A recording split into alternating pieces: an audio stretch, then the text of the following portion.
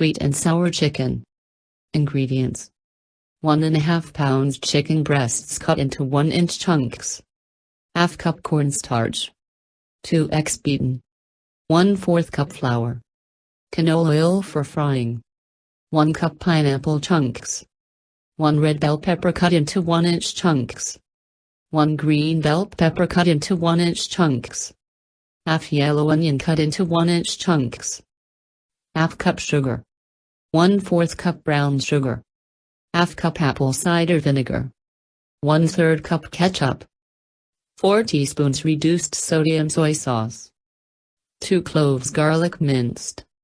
Instructions: to make the sauce, whisk together the sugar, brown sugar, apple cider vinegar, ketchup, soy sauce and garlic into a small bowl.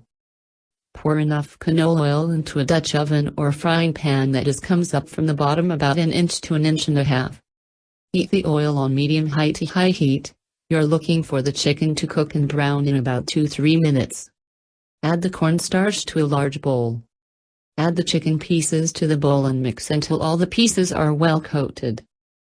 Dip the pieces into the egg, then into the flour before adding to the hot oil. Cook the chicken for 2–3 minutes, until cooked through and crispy. Remove to a cookie sheet, no paper towels, and continue cooking all the chicken pieces.